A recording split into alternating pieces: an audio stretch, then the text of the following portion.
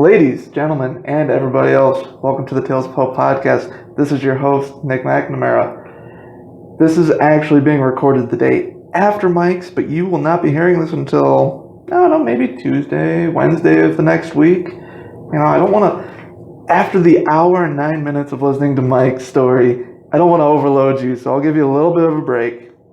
But you know who I am.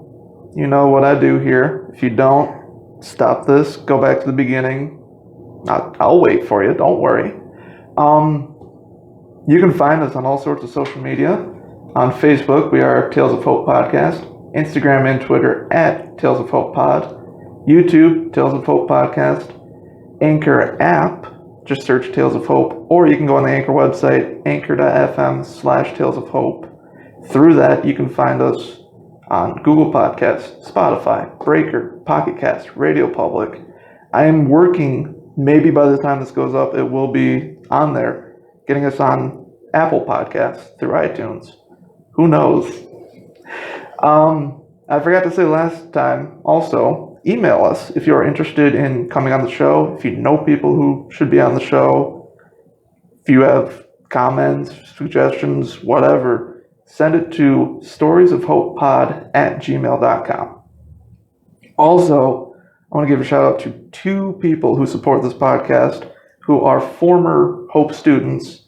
Reggie Daniels, aka Reggie Smokes, that is REGGIESMOKEZ. You can find him on YouTube and SoundCloud. He is an up-and-coming rapper out of Chicago. And Brandon Robinson, a.k.a. Fresh Vibes, FRESHVIIBEZ on YouTube. He played football here at Hope and is now reviewing the new music that comes out. So, if you're interested in those two, give them a like, follow them, let them know that the Tales of Hope sent you, and who knows, maybe they'll come on the show one day. Got a great guest today, someone that I have known, I would say, since day one of my time at Hope. We had class That's together. Pretty true. I clean the building that she works in now. Ladies and gentlemen, it is my pleasure to introduce Tori Longfield. Hello, everyone. It's nice to be here. Thanks for inviting me. Of course. So, let's go all the way back. It's our favorite thing to do here at Hope, the icebreaker first day of class. Talk about, where are you from? Yeah. Where you graduated with. I know you have a few majors. Yep. So, take us back. Yeah, so I grew up in a little town in central Illinois called LaSalle, Illinois. I often say LaSalle, Peru. They're separate cities, but that often helps people kind of orient where that's at. And I often say, too, if you're ever driving from Michigan through Illinois to Iowa, you've been through my hometown. You probably would have no idea. People often stop for gas there, and that's about it. But little city, not many people. Okay. That's where I grew up, middle of cornfields. Hey, nothing wrong with that. Yeah. And then my time at Hope here, I studied history and got a bachelor's of arts in history, and I also studied music. So I was a flute performance major and also got a degree in bachelor's of music. So I actually hold 2 degrees from Hope, which is kind of crazy. I don't know how I did that, but it somehow managed to happen. Hey. So. And I know, guys, last week, Mike was the first person to not graduate from Hope and be on the show. I'm sorry that we can't start a streak of that right now. I just know too many people from my time here at Hope who went to Hope. But, so go all the way back to the beginning. Talk about growing up. Yeah, so I was actually born in Ohio, in Columbus. So go Buckeyes. There might be some viewers that are not happy with that statement, but that's okay. Oh, well. And I lived there until I was 3. I have no memories of that, but that's okay. And at that time, so my dad's an endodontist. So he's a dentist that does root canals. A dentist no one likes to see, but he's a great guy. And at that point, he graduated from OSU and moved to a little town, LaSalle, and decided that's where he was going to start his practice. So he moved.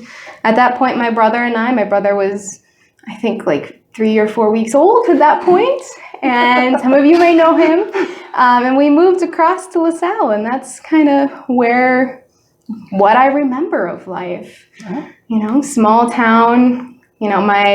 I went to a K-8 school for those first 8 years. Actually started in first grade, but I did preschool at a Montessori school in town. But it was originally a one-room schoolhouse. So there are people that remembered. I had a teacher that graduated probably 30 or 40 years before when I had her in 8th grade and 6th through 8th. And she remembered when the school was a one-room schoolhouse. And she grew up in the farm next door to the school. And, I watched the crops rotate between corn and soybeans. I can tell you a lot about that. I wouldn't consider myself a country girl, but in a lot of ways I was in the country. Right. I wasn't, my family wasn't a country. We didn't farm or anything like that, but I had a lot of friends and people I grew up with that were farmers and learned a lot about that way of life. So, Did you ever think growing up that would be something you would do? Absolutely not. Yeah. Man, so quick to that answer, too. Yeah, my parents are both from Indiana. So they moved from Indiana, Ohio. They spent some time in Montana, Chicago, and then they settled down in this little town to raise their family. And, it was never, although a lot of my friends from high school and K-8, they're all, many of them are still in the area, still in Illinois. I never wanted to stay in Illinois. I wanted to go. I wanted to explore a little bit, see new things. And growing up, I always went to a church camp up here in Michigan. So Lawton, Michigan is by Paw, that sort of area. My neck of the woods. Yeah. So went to a camp over there, and not RCA, not Reformed. I'll just lay that on the table. Hey, we don't judge here. And that's I grew up falling in love with Michigan. So that was when I was looking for a school. Wanted to get out of Illinois, and Michigan was appealing as well. So. All right. Yeah. So is it just you and Robbie? There are 4 of us, actually. 4 of you? Yep. Oh, wow. So I'm the oldest of 4. My brother Robbie Henry, or Velocity's Henry, sorry, he got married. He's 2 years younger than me. And then my sister is 6 years younger than me, Catherine Henry. She's actually here at Hope. She's a freshman. Awesome. So sophomore. She just started her sophomore. We're way ahead. Hopefully she doesn't hear that. Yes. Kat, I got that right. She's a sophomore studying studio art. Nice. And then my youngest brother, we're in the midst of recruiting him for the 4th and final grand finale. So he very well may be a freshman next year here. We'll have to wait and see. Fingers crossed. I know, right? Lots of fingers crossed. That. Just kind of the family dynamic that you guys had. Yeah, we're really close. All 4 of us. Robbie and I, although we fought like cats and dogs through high school, don't ask him those stories because I don't want you to know. Hey, Robbie, if you're listening to this, because I know you follow us, you're going to come on the show and you're going to talk about this.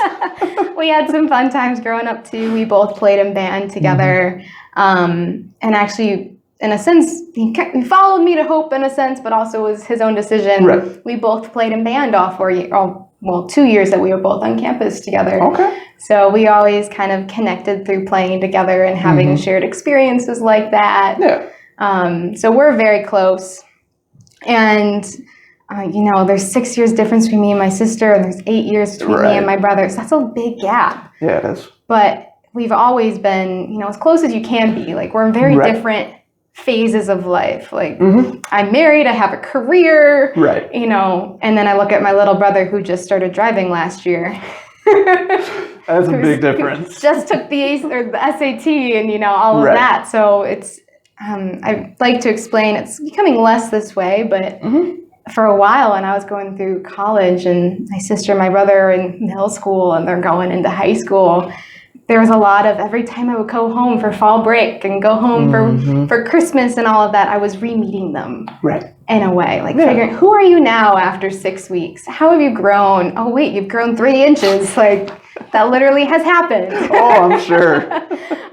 So we stay as close as we can, and we've learned how to adapt as we grow and mature and grow and all of that. So great. Love my siblings. Has Catherine come visit you? Oh yeah. Okay. Yeah. She was actually just in my office yesterday. Yeah. So stopped by to say hi. Awesome. She had to interview me for a project or something like that. So you got prepared for this. I did. Yeah, that's true. It wasn't recorded though. So Oh, she just had to write a paper based on what I said. So that was fine. Yeah. All right. So talk about high school. What all did you do outside of academics? Oh man, what did I do? Mostly band. I was deeply involved in the band program. Marching band takes up your life. Oh, that's what I've heard. Yeah, it really does. It sucks you in. There's nowhere to go, and then it converts in the concert band, and then you play. And on top of that, I took private flute lessons with a wonderful teacher in the area, and love doing that. I would go and take hour lessons once a week, walk over from high school. And along with that, she had a flute choir. So nice. I grew up playing with somewhere between 8 to 15, 20 different flutists that were, many of them around my age, sometimes a little older, sometimes a little younger. And sometimes we'd have some like returning adults that would come too that were picking up the flute again for the first time. And we played tons and tons of gigs and weddings and so many things. And just like some of my best friends in high school actually were in that group, which was really fun. And many of them didn't go to my high school necessarily. They went to the private school, or they were in a couple different towns. Some would drive 30, 45 minutes to come play with us. And yeah. That's awesome. So I really got to know all of them. But apart from music, I did a couple other things too, but I bowled. Nice. I did. I don't have a very good bowling score. I was not a good bowler. As long as you had fun. Confess I did it so I could take more AP classes. Okay. Yeah. Okay. The state of Illinois regulate, I don't know if they still do this or not, but your junior and senior year of high school, you had to get a PE waiver. And the only way you could do that is if you were in a varsity sport. And that PE waiver allowed you to take an extra class or two. Okay. So I got marching band in the fall, and then I needed something in the spring. So I joined bowling because it was easy, right? Hey. I could throw a ball down the lane. It was fun. I could make somewhat varsity because basically everyone was on varsity. It wasn't like basketball. I had to be good. So it worked. It accomplished the goal. As long as it worked. I had fun doing it. So, yeah. Did you do any clubs or... Kind of sounds like you were pretty busy. I was pretty busy. I remember doing... I did Fellowship of Christian Athletes, even though I wasn't too much of an athlete. You were on a team. You qualified. I qualified. I did, I think at one point I did like the language club for a year and just kind of like little things like that along the way. The music department in high school often would bring you into things like theater because I played in the pit and things like that. So I was pretty actively involved throughout the high school. Yeah. Is there anything you wish you would have been able to do in high school? I don't think so. No, I was so busy.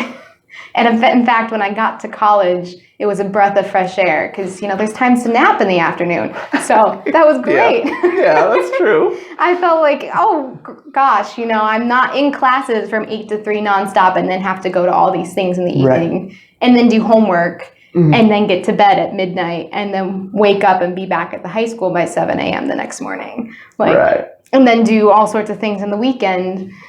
So that wasn't a thing in college the same way. Just as busy, but it was spread out. You live local. I had to drive 15 minutes to my high school to get there. So that wasn't happening. 2 minutes across the street. It was lovely. Exactly. In comparison. Okay, so now that we're kind of touching on college, walk us through just your experiences here at Hope. Yeah. I have so many just wonderful experiences. I came in knowing I wanted to be a history major that wanted to continue playing flute. That's partially why I chose Hope. It was a school that I could continue playing, but didn't necessarily have to minor or major. Right. And as the music department often does, it sucks you in. And I fought to somehow maintain both as my sort of yearning to study and grow in music more and my yearning to continuously dipping myself into history as well kind of grew in those ways. So I just have so many great memories of the faculty and the professors. Many of them who have now, as I work at Hope, have changed and shifted that relationship a little bit, but that friendship and that admiration and the knowledge that I gained from them and the ways that they pushed me to think is kind of a legacy that's continued, and it's really a blessing to join them again and to kind of share what I've learned from them with other students in different ways, or point them to those faculty and all of that. Yeah. Nice. And I'm just talking about all that. I hate to bring up this sad subject, but Dr. Haygood. Right. He was a wonderful professor of mine. He was amazing. I had several classes with him, and it's such a loss for Hope. It is. But the things that he taught me will continue to live on, and a lot of the legacy that he had and the way that he worked with students, I think in some ways makes me think more about what he did for me and the ways I can model that for students. Right. And I think a lot of us who took those classes, we feel the exact same way, even if we're not back here at Hope. Right. Still. One of the biggest things I can think about, he always had this ridiculous system of making you give presentations. You probably remember this in our history of science class.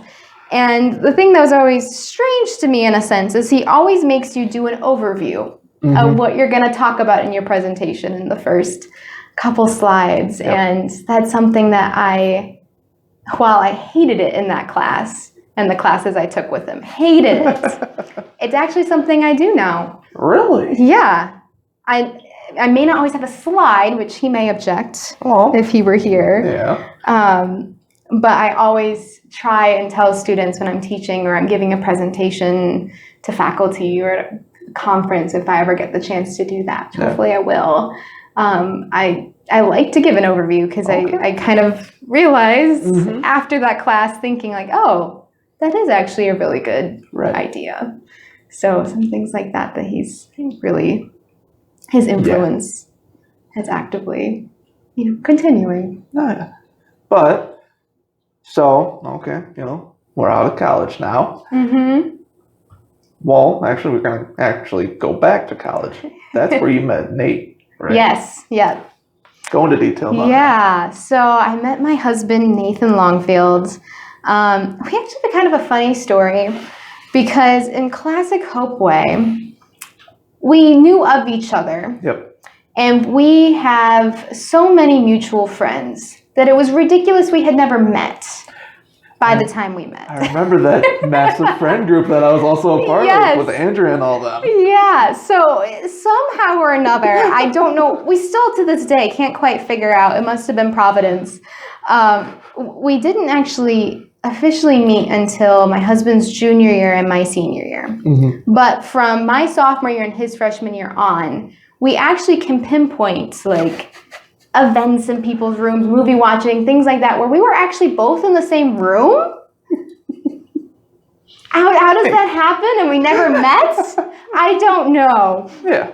But so the summer between my junior and senior year, so my last summer, I'm here in Holland. I'm doing a really wonderful research project. I'm in the area, right? And kind of what I can remember from out that summer, I was living with Andrea Antonan, Andrea Peacher, sorry. And shout out to you guys if you're listening. She was living with me and Nathan was kind of a part of some of her group. So people that I knew, people that I interacted with, but didn't necessarily hang out with them every day, And I know he came to my house at least once and was in my living room when I came home from work one day. I know that summer we both attended the same church. We both were attending Pillar Church at the time. Pretty sure we sat in the same pew multiple times that summer. Still didn't really know who each other was. Right. In fact, there was one day he became a member that summer of Pillar. Sat next to me, and I looked at him and went, we've been introduced at least 3 times. And I'm really, really, really sorry, but I have no idea what your name is. All right. And he told Nathan Longfield, like, Thank you. And then he had to get up to be presented, and he left church. He had already cleared it with everyone. I just didn't know that he had to go.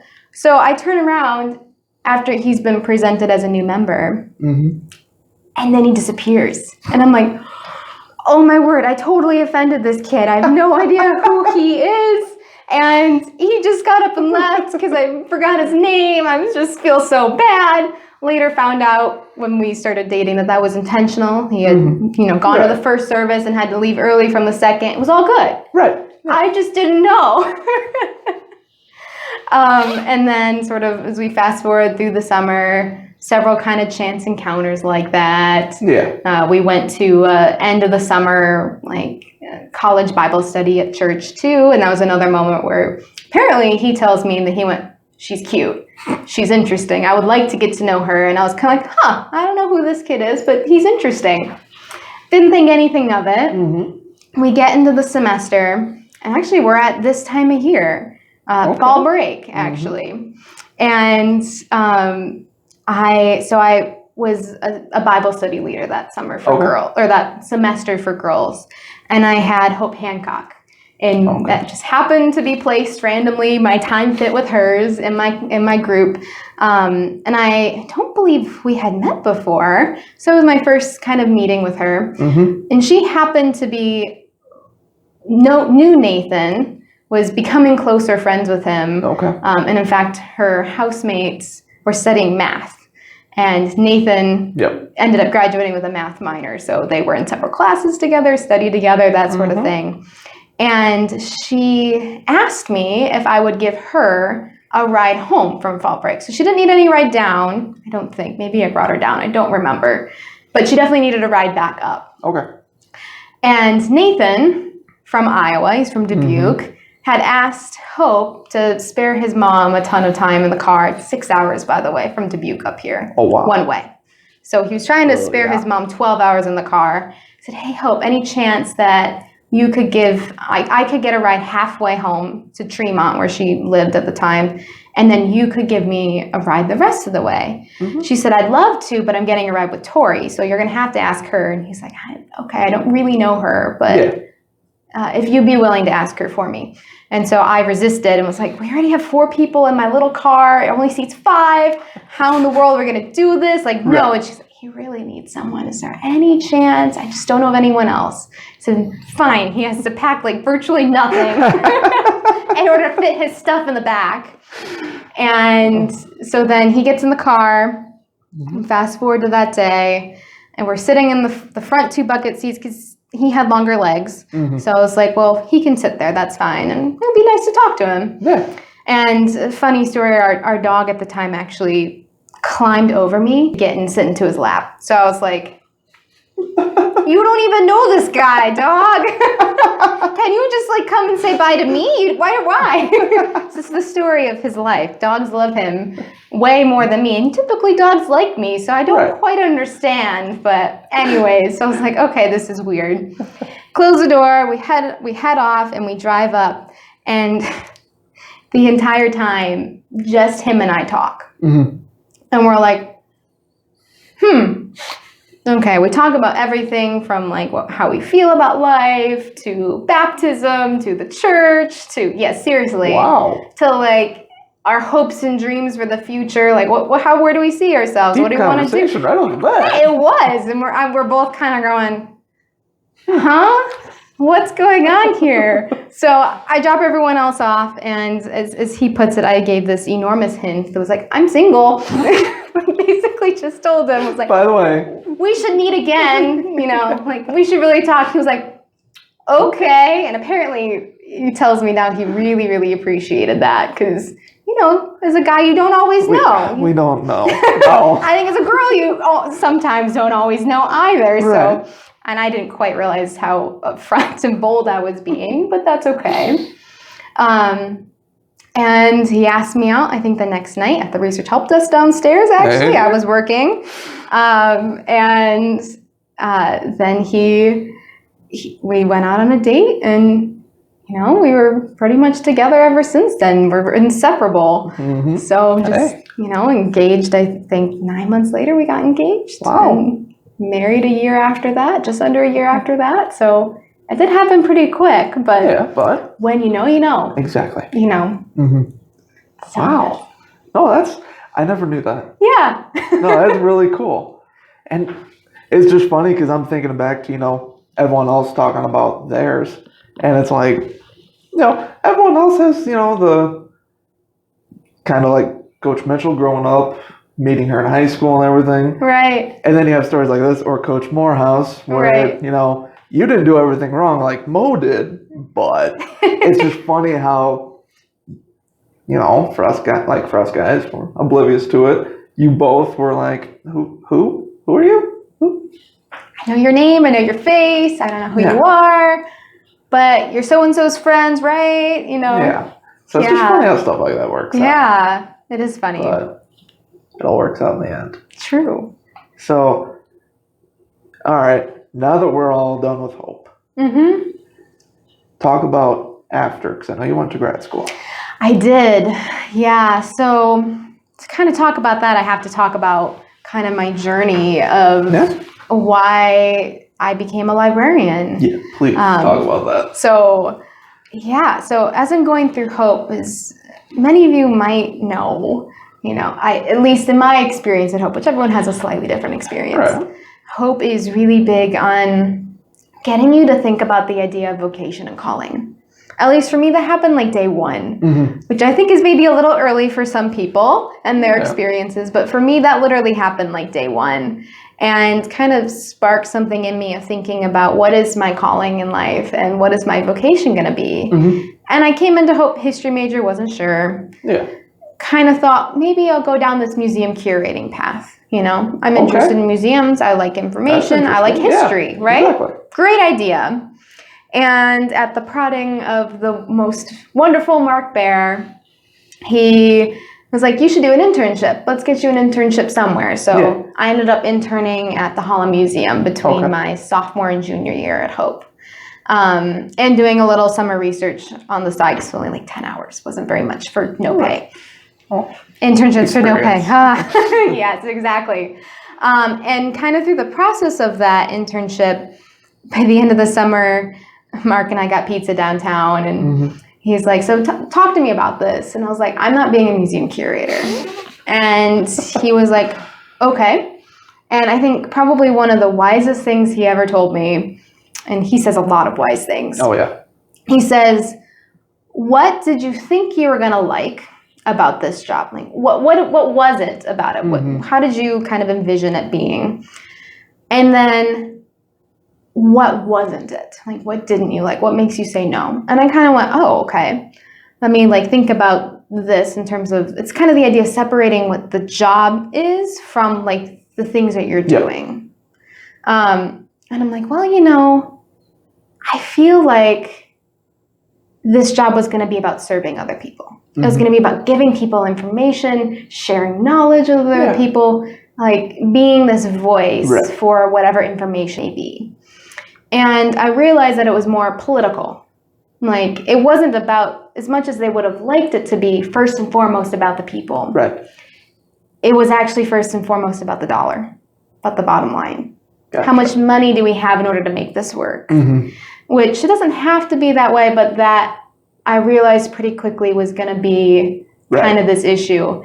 And my supervisor on the site was a wonderful human being. And at one point during that summer, he said, if you want to do this job, you should do it. But you have to really want to do it. Okay. There are virtually no jobs.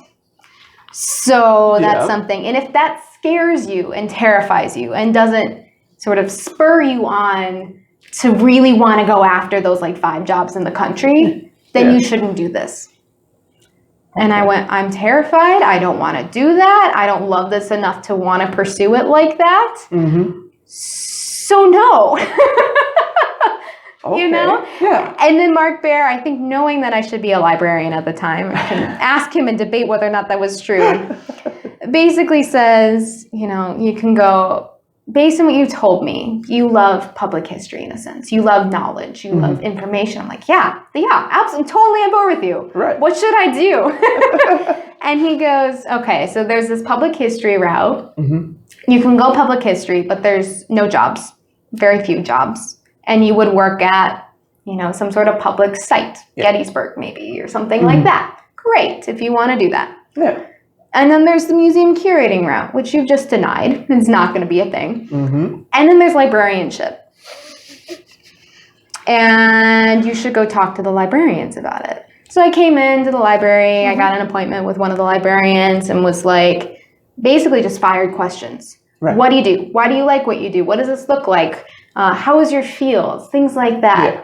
And kind of through that conversation, I realized this is a beautiful field where you interact with people, you're sharing knowledge, you're helping people, you're serving others, you're always learning, always interacting. Right. It's interdisciplinary, and yet there's room to grow, there's room to be present with others. You can research, which I loved, but never really wanted to do 100% of the time. Right. So I just kind of this field of all of the interests I'd ever seen in my life, even in my music path and my history path, kind of merged into one thing in a moment that was just kind of like, okay, I need to pursue this. Right. So I did an internship here. I worked in the library. I worked in the archives, got experience like that. Yep. And went off to library school at the University of Illinois. Same place Mike went. Same place Mike went, yep. Perfect. A couple years before me, but yes. Well, yeah, but. Yeah, and so I started actually a week after I graduated from Hope. Wow. Yeah. So I had no time to relax. No time. Just right back into it. I'm like, if I'm going to do this, I'm so tired, I'm just going to make it through. I'm going to do it in 3 semesters, and then I'm going to be done. Right. That's a good way to look at it. Yeah, and I figured, if I need to go longer or anything like that, I just felt like I couldn't do it. But I could power through another year. Yeah. That's kind of where I was at that point. Right. I needed rest, but I knew if I stopped, I really needed to stop. Like a summer was not going to be enough time. So that summer, I interned at Beardsley Library for the seminary. Okay. Which is actually coming down on Monday, supposedly. I saw that. That could be interesting. And they'll have a new beautiful library soon. Oh, yeah. Be really nice. Anyways, so I interned there while doing 2 online classes. So I stayed in Holland that summer, and then moved down to Champaign-Urbana in late August. Wow. Yeah. Did a year there and ended up coming here. So it's quick. I'm still recovering, I think. I would be too. Yeah, no. Yeah. Wow. But no, that does make sense to just get it done with. Because, not just, for school, but in anything that you've done for, as many years as you have, like, when you sit down and stop, you're just going to be like, oh, this is so comfortable. I don't want to get back out into the world. Right. Or it might take longer. Yeah, exactly. It's kind of like, I don't want to settle into a job. You risk losing the drive. Yeah, the momentum and the ability to sit down with a book. And like in some ways, I still feel like there's a little fatigue. Like maybe I'll go back in a couple years and add something else, add another master's or maybe a PhD. We'll see. Hey. Something like that. Maybe while still working, because I love what I do. But like when you go through school for that long, there is a sense of fatigue. There is a sense of, oh man. Yeah. All the papers, all the things, all of that. No, but it's good. It's good too. So after you graduated from there, was there any stop in between there and Hope, or did you just come right back to Hope? Yeah, so I graduated in May that year, and by April, I had this job. Okay. So I had this job lined up, and I think one of the wisest things, one of my supervisors in grad school, so I worked in the University of Illinois Library when I was there. I told her I got the job, and she was so excited, and then she told me, I think one of the best things, I've gotten several like nuggets of advice along sort of this journey, and it was one of those just beautiful nuggets. She said, there are very few times in your life, once you start your career, where you get time to rest. where you're not working. Right. Unless you retire, you leave for some reason and just don't work. Or you have someone that is able to have a job that can support you or whatever you're doing. Very few times do you actually get time off to rest. So take as much time as you're able to with the new job in between school and the new job, and take that you can possibly manage. So whether that's when the job really needs you to start, or how much money you can afford to not work for that time. So take it off if you can. And I took 6 weeks off, where I moved back in with my parents for 6 weeks, which was a wonderful experience and a weird experience in some ways. Packed up my entire life, including a lot of like my high school memories and that sort of thing. My whole, childhood bedroom. Did a lot of wedding planning because we were engaged and getting married in July. Moved back up here, started July 5, I think. Got married on the 16th, had a honeymoon, and then the semester started. So I tend to not do things slowly. It's kind of what I'm realizing. You're just go. Just do things. Let's just do it. No, but... Yeah. And the advice you got, it reminds me when I was living with Robbie downtown. Yeah. Last year, the maintenance guy. We were talking, it was about a month or so before graduation. He told me the same thing. He's like, well, what are you doing, after you graduate? Yeah. I was like, I got to find a job. I've got $90,000 of student loans that I've got to be paying off. Of course. I need to get back into it. Like, I just need to start building up the wealth. And he's like, no. I'm like, wait, I'm sorry. You're telling me to not work? And he said, same thing.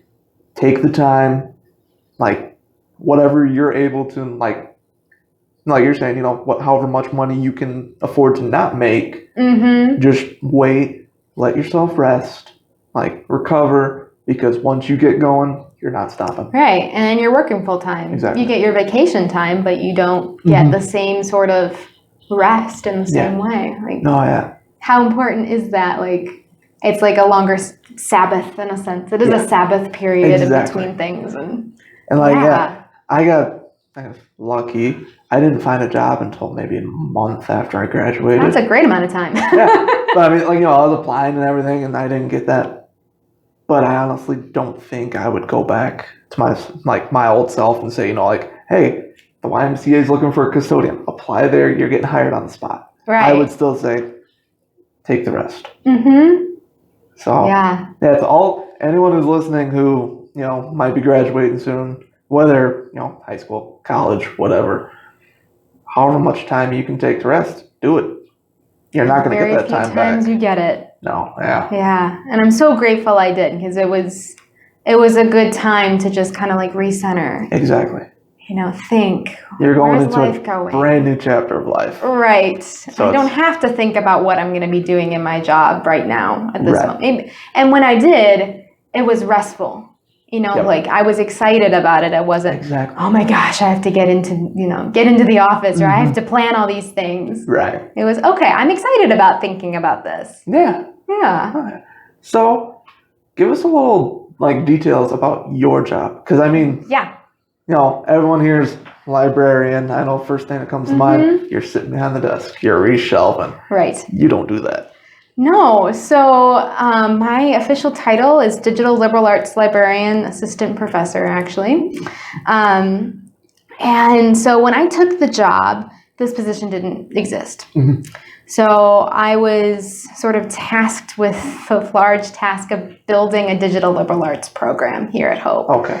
Sort of a way, if any of you are familiar with the Mellon Scholars Program, of bringing some of the beautiful things that the Mellon Scholars do with the marrying of technology and scholarship and research and teaching, in a sense, too.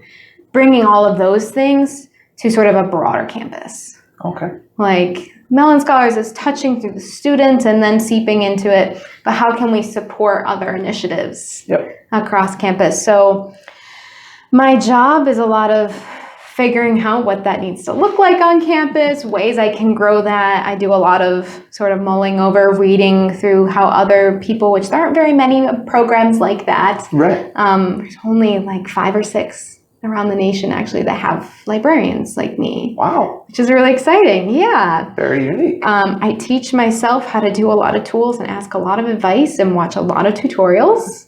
And probably the favorite part of my job is meeting with faculty and students either here in my office and helping them either figure out how they're going to structure a course and an assignment. Okay. How does that look like? What do you want your students to learn? Or student, you have this assignment. Let's talk through this technology. Let's talk through these methods. Right.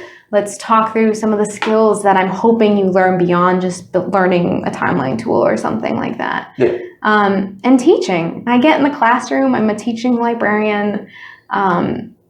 That's something that really energizes me. I love getting in front of a class of students and teaching them something new and being a resource for them and serving them in different ways and helping them to learn not just, this is how you create this map or this is how you create this podcast. I do have a lot of students that are doing that actually. Awesome.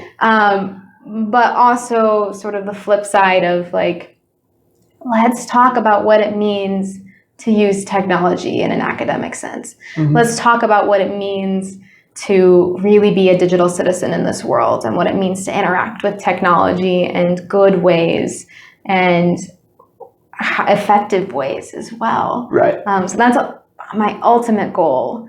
It doesn't always come out in language like that. I'm not always talking about, okay, well, you need to do this, this, and this, and this. Yeah. But through a classroom setting where we're teaching a tool and we're figuring it out and we're playing with it and they're figuring out what that looks like, you know, in their classroom setting with the particular tool they're doing with the materials and information that they have.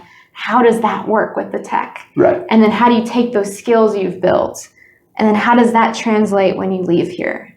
You know, or you move into the next class with another project. Yeah. You know, so that's what I get really excited about and what I want. I'm hoping I'll be able to bring more and more and more as this program builds, which it's been successful. I'm not sure how, but it has been, which is really awesome. Sometimes we don't see it right off the bat, but give it a little while and then you take that step back and you're like, wow.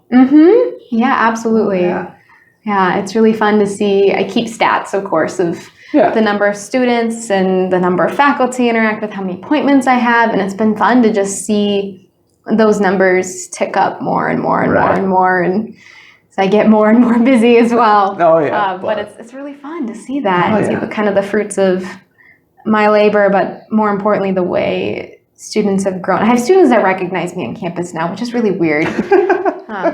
You know, as a student, you're walking around, you go, oh, that's that professor. I may have never had them, but I know who they are. Right. I know what they do. I know all the chaplains because I see them, but they may or may not know who I am. Yeah. And I'm kind of becoming one of those people, which is weird and really awesome in a sense because it means I'm having an impact. So I hope that they're learning and they're growing and they'll take some of the things that I've taught them and maybe seeds I've planted in different ways. Now you're on the other side of everything. Yes, exactly. And help them grow, you know? Exactly. And me growing with them, you know. That's I think. Learn from each other. Exactly. And that's what I love about my job is it's sometimes people come in and ask a question and I'm like, I don't know. Yeah. You know, let's figure that out. And I also think that can be really refreshing too when someone comes in and says, I have this tech question. I feel really embarrassed that I don't know this, but can you please help me? And if I say, you know, I don't know why it's doing that either. Let's see if we can figure it out together. And I think that can be a really awesome way of bridging down the scariness of tech sometimes too. Exactly. I'm not an expert in everything. Right. I never can be. And that's okay. Exactly. Man, I hope the people that are listening to this, especially any students who are listening to this, are like kind of taking notes. Because I feel like, you know, like you said, you're starting to have a little uptick in numbers, but I still feel like you're very underutilized. Oh, really? Here in the library. Yeah. Oh. Because I mean that because like you're just kind of, you know, all the other librarians that we know of, you know, Jess and Todd and all of them, they're down on the first floor. Right. They're noticeable. You're kind of I'm tucked stashed away here. We're hoping there's talk about getting a new building at some point. Okay. We hope at some point it'll happen. I know. Not a new building, a remodel. Yeah. I should say that. been hearing about that as Yeah, well. so hopefully that'll happen during my time here. Yeah. Sooner rather than later, we'd like. But the goal is that I will join them downstairs if that's the case. And so that would be nice. That would, yeah. Be nice. But I do have quite a bit of traffic up here. You'd be surprised. Though I often have to explain where I'm at and things like that, which is always fun conversation, even if it's frustrating. So, I mean, while we're here on the show, let's, you are right next to the Mellon Scholars. That's a study room? It's a little audio visual room. Yeah. So I think we call it the Mellon Scholar Lab, something like that. I can't remember. Yeah. But so, you're kind of tucked away. Let's see, what we got out the window? Not much. Not a whole lot, no. Voorhees, there we go. I get some beautiful sun. There's lots of sun. Yes. So that would be the east side of the building. Don't ask me directions. I was in the back right, although that's a little strange because the staircase is in the middle. But if you come up the stairs, go to the right side. Just stick to the wall. Yep, stick to the wall and go to the far right side from there. Don't turn around. Just come. You're not lost. You're going the right way. Yeah. But no, I mean, like I was saying, you're kind of tucked away, but at the same time, it's not. You don't have a whole lot of people stomping through, or it's not hard to hear who you're sitting down with. Exactly. Yeah. Yeah. So this is a nice private room too. Exactly. Which is nice for conversations with students and faculty and really getting to know people. So I do enjoy that quite a bit. Awesome. So obviously you've been very busy. Yes. Have you had any chances to get out and travel? I travel a fair amount for conferences, actually, which is wonderful. Yeah. It's really great that Hope will send me for professional development and help me learn and grow as a scholar and as a librarian and in my work. So I've done a bit. I've been to Victoria, Canada twice. Nice. I will be going to Las Vegas in a couple weeks. So for a conference. Maybe a little fun on the side. No gambling or casino, I promise. I've been to Pittsburgh. I've been to Milwaukee, which I'd never been to. So I went there for a conference. And I will be going to Greece in May, actually. So I'm really excited about that trip.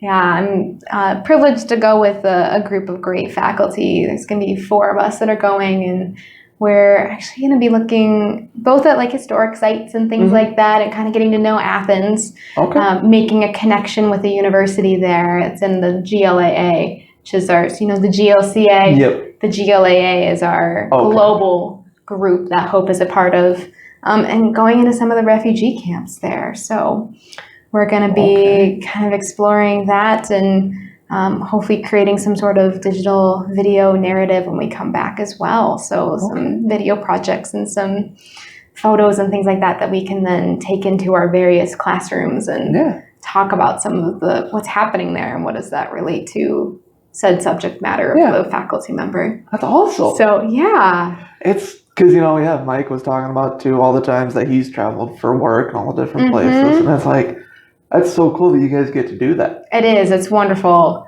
It's really the perks of being able to be in an institution that values us and values our profession and values the fact that we need continuous training. That's so important, especially when you're dealing with tech.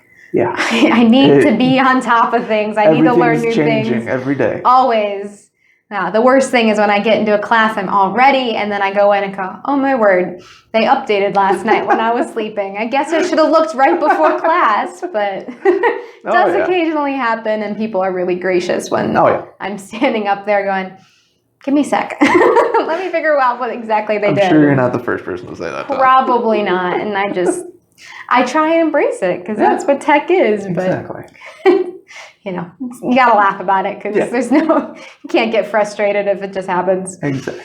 So, yeah. Well, before we wrap this up, I need you to do 2 things for me. Oh, okay. First, I need you to write a letter, just a quick little few minutes, to your college freshman self. Like what advice I'd give them? Anything. I'd say enjoy your time, because 4 years goes ridiculously fast. really dig in deep to the knowledge that your faculty have, both in their subject area and life and faith as well.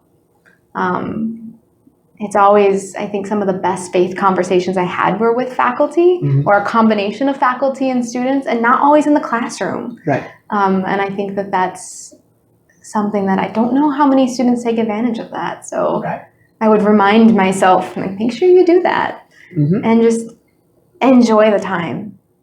Yeah. You know, enjoy what you're doing and enjoy who you're with, and don't always be as stressed out as you possibly can be about the papers you're writing. Like, do them. Right. No, and that's kind Get of them important. done, do them well, but Yeah. Oh, yeah. but be okay with the fact that they're going to be late nights, and that's fine. It's college. It's college, yes. I did not pull an all-nighter when I was at college. Neither did I. Some people say it's something you got to do, but I did not. I don't think I ever could have, and I definitely can't now. Students be like us, don't do it. I don't think it's worth it.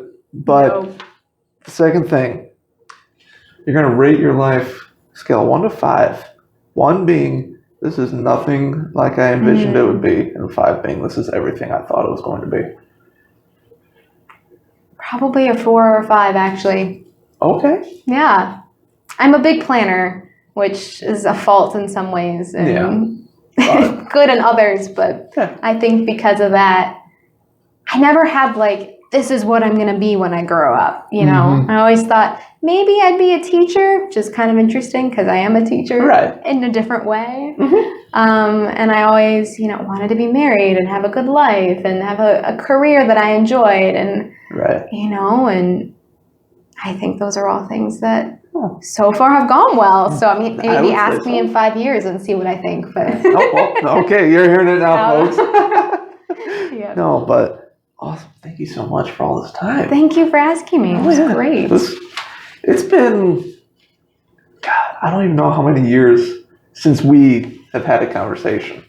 Oh. Because, like, we would run into each other on campus and everything, but, like, it might have been since... We were in a lab group in that history of science class, weren't we?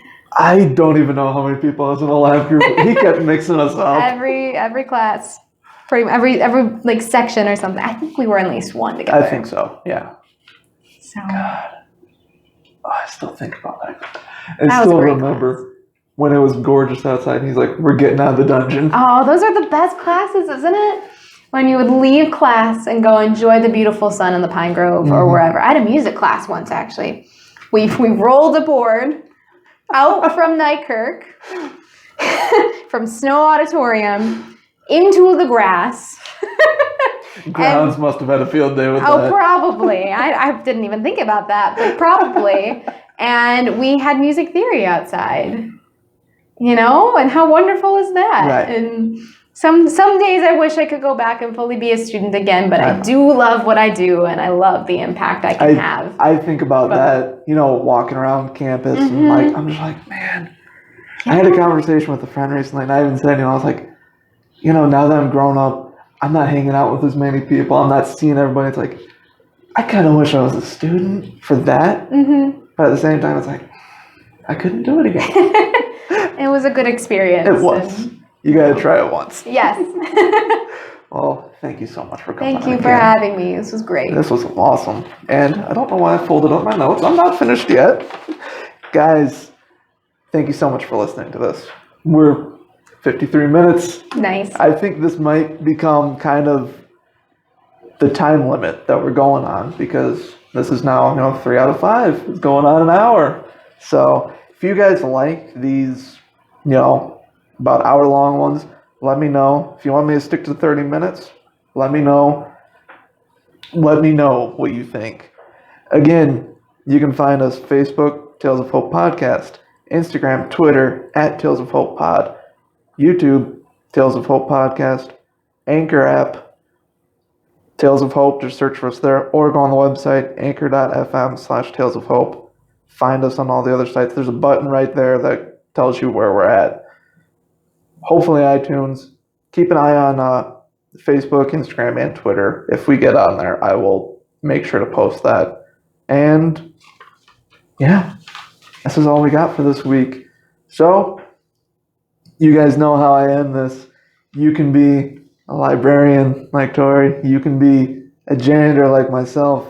You can be a student. You can be doing something completely different. Doesn't matter who you are. Doesn't matter what you do. You have a tale to tell. You deserve to tell it. Is your life.